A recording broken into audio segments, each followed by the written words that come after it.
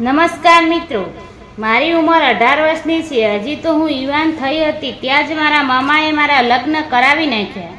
મારા પતિ અને ઘરના બધા લોકો મને ખૂબ જ પ્રેમ અને આનંદ આપે છે, કારણ કે હું ઘરમાં બધાથી નાની છું. અમારા ઘરમાં મારા સાસુ સસરા અમે બંને અને એક નાનો દેવર પણ છે.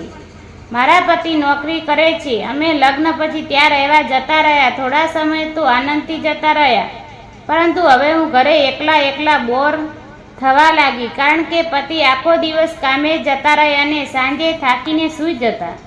અહીંયા કોઈ મારી સાથે વાત કરનાર ન હતું. મૂંગા મોઢે દિવસ પસાર થઈ જતો. હું વિચારી રહી હતી કે હું કોઈ કામ શરૂ કરું.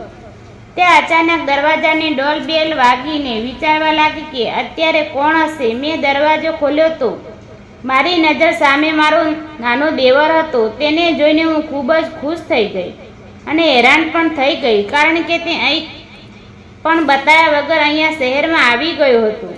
તો મેં તેને પૂછ્યું, કોઈ પણને બતાવ્યા વગર તમે અહીંયા કેમ આવી ગયા? તો તે કહેવા લાગ્યા કે બધી વાત પછી, અને તે મારી સાથે અંદર આવી ગયા.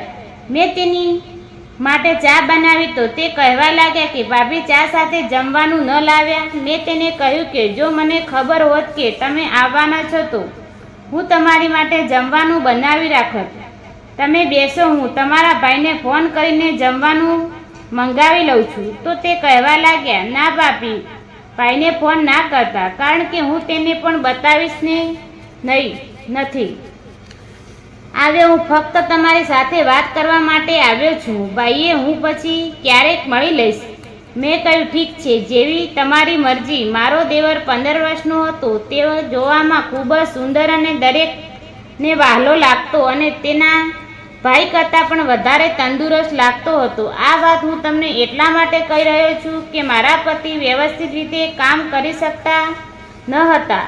તેના પર તરફથી પરી મહેનત તો કરતા, પણ મને તેના કામથી પૂરેપૂરી તંતુષ્ટિ મળતી ન હતી. મારો દેવર થાકને લીધે બેડ ઉપર સૂઈ રહ્યો હતો. મેં તેને હલાવીને જગાડ્યો તો તે કહેવા લાગ્યો કે ભાભી, મને ખૂબ જ સારું લાગ્યું જ્યારે તમે મને પોતાના હાથથી જગાડો. તો મારું મન પણ કહે છે કે આ રીતે કોઈ મને રોજ જગાડે.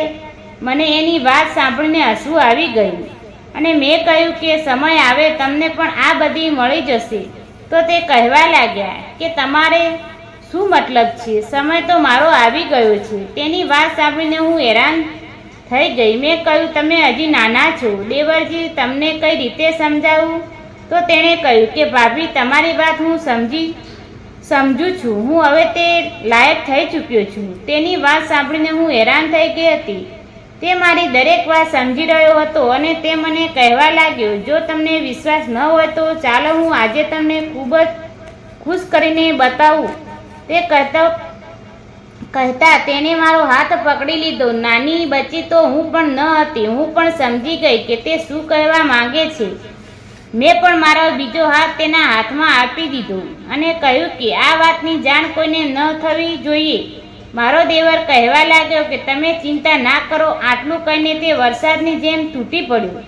મેં જ્યારે તેને જોયો તો મને વિશ્વાસ આવી રહ્યો ન હતો કે આટલો નાનકડો છોકરો તેની પાસે આટલી મોટી આવડત હશે. હું ખૂબ જ ખુશ થઈ ગઈ હતી, કારણ કે મને મારા કામની વસ્તુ મળી ગઈ હતી અને અમે બંને ખૂબ જ આનંદ કરી રહ્યા હતા. તેની દરેક વાત મને ખૂબ જ ગમતી હતી. મને એમ જ થતું કે હું તેની સાથે વાત ક્યારે કરું. હું પણ ઘણા દિવસથી આ જ વિચાર કરતી હતી કે મારો દેવર મારી સાથે વાતો કરે, મારી સાથે આનંદ કરે, મારી સાથે મજાક કરે, પણ હું તેની કહી શકતી ન હતી.